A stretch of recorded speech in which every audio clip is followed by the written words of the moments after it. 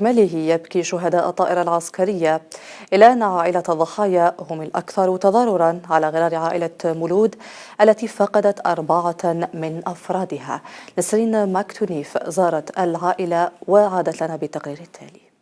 24 ساعة بعد فاجعة أمس لازالت الجزائر تبكي شهداء الواجب بحرقة، ولعل الأكثر تأثرا اليوم هم عائلة الضحايا. ليس بعيدا عن موقع الحادثة منطقة بني تامو تقطن إحدى عائلات الضحايا. ربي يكتب لهم يموت، وبين 4 هي وراجل، وما في الطيارة ما تلاقاش براجلها، هو ركب بجهة وهي ركبت بجهة، يسمى ما شافتوش، ويقولها فهمي علي تجي تقول لي ارواحي فهمانك. الحاجة اللي نقولها لا ديرها لي، الحاجة اللي نقولها لا ديرها لي. ربي يرحمهم إن شاء الله.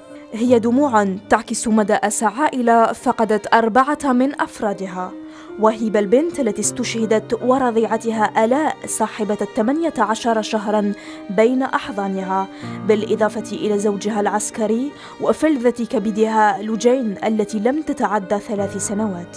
قلت لها جيتي يا البشارية، دايما نقولها، قلت لها جيتي، قال لي جيت يما أنا جيت. أنقذتني بالساحل نوتي، هذيك الطفيلة الصغيرة ناضت تمشي، بصح في المطار باباها داها هي على 5:30. خالتها حل التلفزيون حتى نسمع يا خويا خالد وراك طيه وهبه ديتها ولا ما ديتهاش؟ قال لها واشن قالت له طيه وهبه ديتها؟ قال لها ديتها، قال لها ديتها وانا جيت. قالت له طياره طاحت.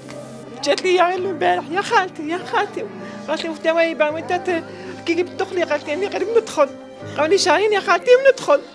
فرحنا لها، قلت لها مشيت هنيتي من بشار هذا، تهنيتي من بشار، تهنيتي منه يا خالتي، اني غير ندخل واللي غير قريبه لكم هنايا.